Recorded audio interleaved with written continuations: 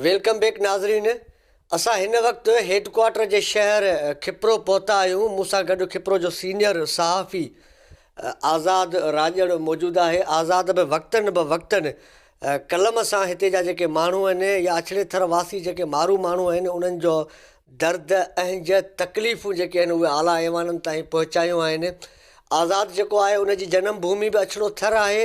अछड़े थर खां यकीनन ई चङी तरह वाक़ुफ़ु हूंदो। आज़ाद पहिरीं त आवाज़ टीवी जे प्रोग्राम हीअ आहे सिंध में तव्हांखे भली कार चऊं था।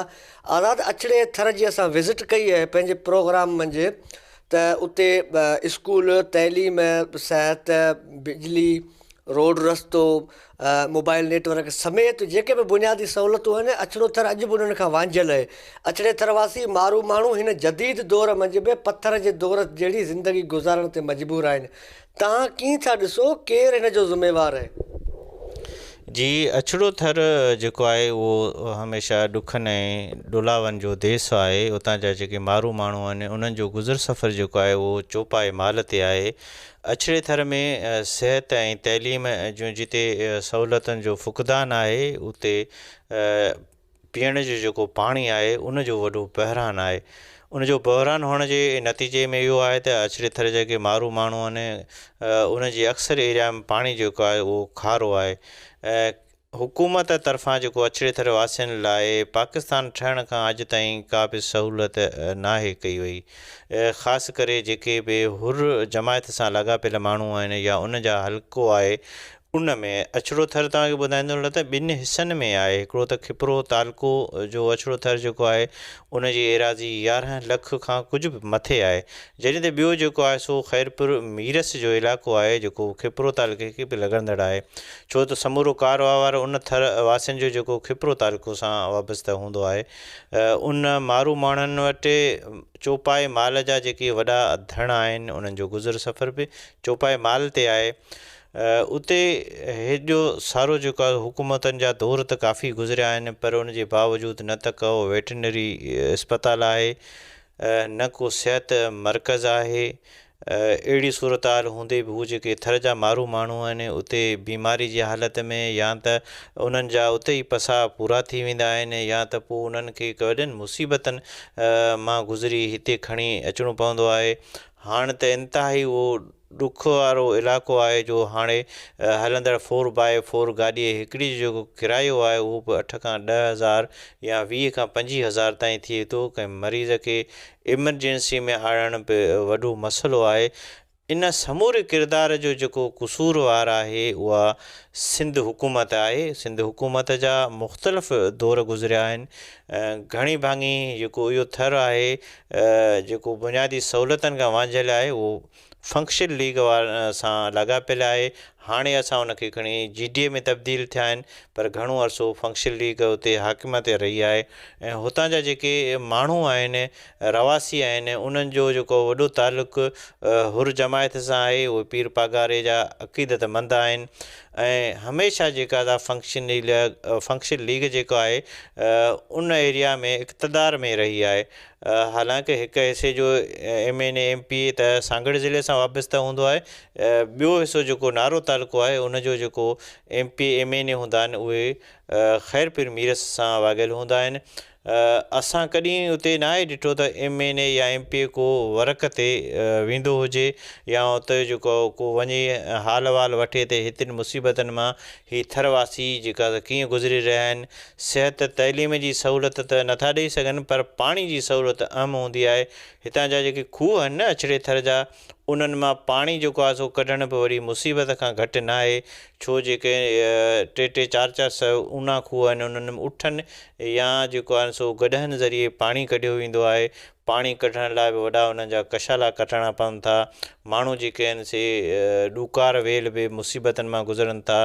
हिन भेरे जेको ॾुकार आयो हुयो उन में बि कंहिं हुकूमत अछड़े थर जे जेके यूसियूं आहिनि हिकिड़े UC खे राणकॾर खे छॾे करे ॿिए कंहिं बि इलाइक़े में का बि उन्हनि थर जे मारोड़नि जी वाहर न थी सघी वेंदे नारो तालको जे उन जेबो जेका UC आहे उन ताईं बि।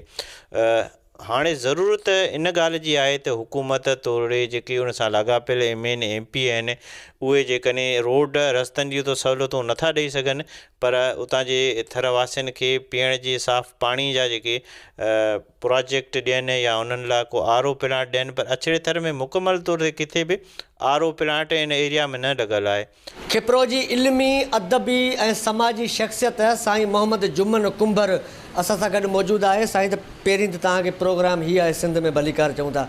से असां कोशिशि कई आहे त आवाज़ TV न्यूज़ ते पंहिंजे प्रोग्राम हीअ आहे सिंध में हिते जा जेके अहम करंट जेके इशूज़ आहिनि उहे अवाम आॾो पहुचायूं, हिते जा मसइला, हिते जे माण्हुनि जो आवाज़ु आला ऐवाननि ताईं पहुचायूं। अॼु पंहिंजे प्रोग्राम हीअ आहे सिंध में असां अछड़े थर खे हाईलाइट कयो आहे, उते जे माण्हुनि जा अंज ॾुख दर्द ऐं तकलीफ़ूं जेके आहिनि उहे खणी पंहिंजे नाज़रीन जे अॻियां हाज़िर थिया आहियूं। सर, अछड़ो थर जेको आहे उहो हिन जदीद दौर मंझि बि केतिरनि ई बुनियादी सहूलियतुनि खां वांझियल आहे, जंहिंमें स्कूल, रोड, रस्तो या जेको मोबाइल नेटवर्क जी सहूलियत समेत केतिरा ई बुनियादी उते इशूज़ आहिनि। तव्हां हिते जा समाजी माण्हू आहियो, हिन सॼे मामले खे कीअं था ॾिसो त हिन जो ज़िम्मेवारु केरु आहे? अछड़े थर वासी जेके आहिनि उहे केतिरनि भोगनाउनि खे ऐं तकलीफ़ुनि खे मुंहुं ॾेई रहिया आहिनि? महिरबानी असद अली शाह साहिबु। अर्ज़ी आहे त अछड़ो थर जेको आहे जेको असां ॿिनि हिसनि में विराए सघूं था। 1300 किलोमीटर हमचोर्स जेको अछड़ो थर असांजो जेको आहे उहो खिप्रो तइलको जेको आहे उनजो हिकु त उहो इलाइक़ो अछड़ो थर जो जेको जेसरो खां वठी जम्मू समूह खां वठी इन खां छोर सां लॻ ढोरनारे सां लॻ इलाइक़ा जेके असांजा अछड़ो थर इन इलाइक़े जे जेके इलाइक़ा ॻोठ अचनि था इन इलाइक़े में पीएनडी पाणी जे हवाले सां बि कुझु सहूलियतूं पहुतियूं आहिनि। इन पासे कुझु इलाइक़े में मोबाइल जे हवाले सां उते टावर वग़ैरह लॻा आहिनि या कुझु स्कूल वग़ैरह उतां जी वक़्त जे MNA जेके खुलराया आहिनि।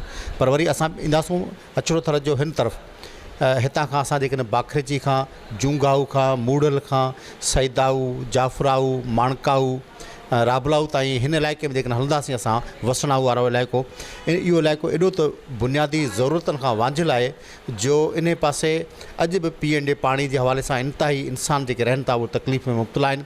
200, 300, 400 फुट हेठि पीअण जो पाणी आहे। उहो पाणी जा वर्क जेके आहिनि उहे मुख़्तलिफ़ वक़्तनि ते माहौलियाती तब्दीली जे करे या बरसातनि जा वहिकरा जेके आहिनि मुख़्तलिफ़ वहण जे करे पाणी जेको खारो मिठो या उहा उन में लूणियाट जेका आहे वधीक थियण जे करे पीअण जे लाइक़ु नथो रहे। इन पासे बुनियादी ज़रूरत पीएनडी पाणी जी बुनियादी ज़रूरत आहे। उन खां पोइ इहे इलाइक़ा जेके आऊं नाला वठी वियो आहे इन पासे सिहत जे हवाले सां एॾो वॾो फुक़दान आहे जो सच पुछो त खिप्रो हेडक्वार्टर या हथुंगो हेल्थ सेंटर खां वठी पूरे बॉर्डर एरिया ताईं इहे इलाइक़ा जेके आहिनि हिते सिहत जी का बुनियादी सहूलियत न आहे। सहूलियत ऐं न चवंदा ज़रूरत जेका आहे उहा कंहिं क़िस्म जी त मिलियल न आहे।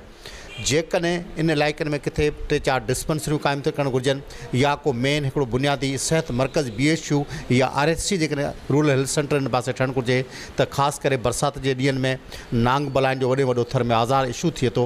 तक़रीबन ग़रीब मिसकिन माण्हू पोइ पियल इलाइक़े जा माण्हू ॾूरनि इलाइक़े जा 20 खां 25-30 हज़ार रुपया लांचेस गाॾियूं जेके थर जूं आहिनि उहे बाक़ाइदे थर में मरीज़ माण्हुनि खे खणी खिप्रो तलका अस्पताल ताईं या मुख़्तलिफ़ हेल्थ सेंटर ताईं पहुचनि थियूं त मरीज़ या त विच में ई तड़पी मरी थो वञे या कहिड़ी बि हालत में उहो सही नमूने सां लेवल ते नथो अचे या उन इलाइक़नि में जेकॾहिं डिलीवरी केसिस जेकॾहिं अहिड़े क़िस्म जा थियनि था औरतुनि जा त उहे वीचारा ग़रीब मिसकिन माण्हू मुआशी तौर ते कमज़ोर हुजण जे करे उहे बि वक़्त ते अस्पताल नथा पहुची सघनि। त पीएनडी पाणी खां पोइ बुनियादी ज़रूरत असांजी सिहत जी आहे। सिहत जी का बि कंहिं क़िस्म जी सहूलियत न आहे।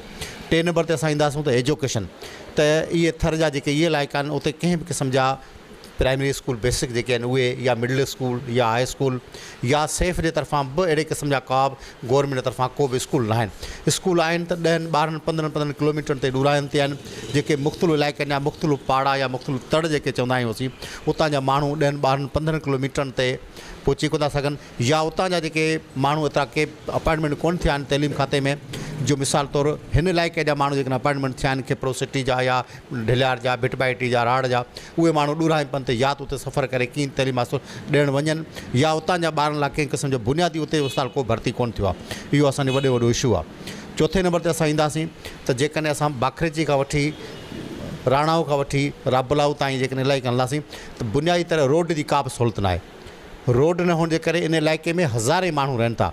सवें ॻोठनि उन में सवें ॻोठनि में हज़ारे माण्हुनि जेका आबादी आहे उहा रोड न हुअण करे बुनियादी ज़रूरत जे करे त सच पुछो अॼु बि जीअं साईं ॻाल्हि करे पथर जी दुनिया में असीं रहूं था त सच पुछो त हर हफ़्ते जो हिकिड़ो ॾींहुं को मुकुर थो लाहे उन वारे वारी गाॾी थर में चयो वेंदो आहे वारे वारी गाॾी उन वारे वारी गाॾी हर अरबा ते हर अंगारे ते हर आचर ते गाॾी हितां खिपरो मां सामान खणी उन इलाइक़नि में राति जो वेंदी आहे या वरी अंगारे ते या अरबा ते वरी उतां खां जेके माण्हू खणी हफ़्ते ते जीअं माल जी पिड़ी हूंदी आहे उन ते ईंदा आहिनि माल वग़ैरह खपाइण वरी सामान सड़ो वरी वठी वेंदा आहिनि माना रोज़ बरोज़ कंहिं क़िस्म जी सहूलियत न आहे ही ॾुख दर्द तकलीफ़ूं अहिंज अछड़े थरवासी मारू माण्हुनि जा आहिनि दर्दनि जो देश सॼो वेंदड़ अछड़ो थर जेको आहे उते जा माण्हू अॼु बि अज़ियत वारी ज़िंदगी गुज़ारण ते मजबूर आहिनि हिन जदीद दौर मंझि बि अछड़े थर वासी मारू माण्हू जेके आहिनि उहे बुनियादी सहूलियतुनि खां वांझियल आहिनि रोड रस्तो आहे स्कूल आहे इस्पतालूं आहिनि पीअण जो मिठो पाणी आहे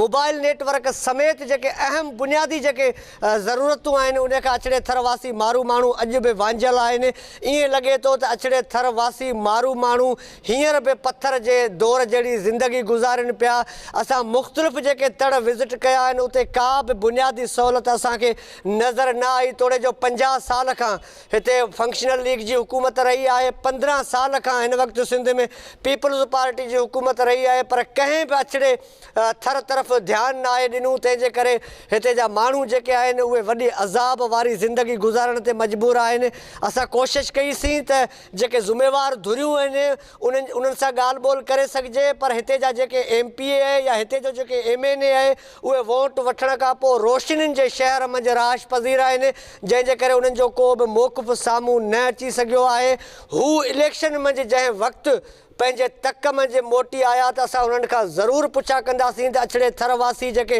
मारू माण्हू आहिनि उन्हनि खे पंहिंजा बुनियादी हक़ कॾहिं मिलंदा हिननि माण्हुनि तव्हांखे इक़्तदार ताईं पहुचायो आहे हू माण्हू जेके आहिनि हुननि जो बि को तव्हां ते फ़र्ज़ु थिए थो बहरहाल प्रोग्राम जेको आहे उनजो वक़्तु पंहिंजे पुॼाणी ते पहुची चुको आहे तंहिं करे खिपरो मां पंहिंजे मेज़बान असद शाह खे ॾींदा इजाज़त इंशाअल्लाह ईंदड़ कंहिं प्रोग्राम में कंहिं नए मौज़ू सां गॾु ज़रूरु हाज़िर थींदासीं तेसिताईं सिंध सलामत साथ सलामत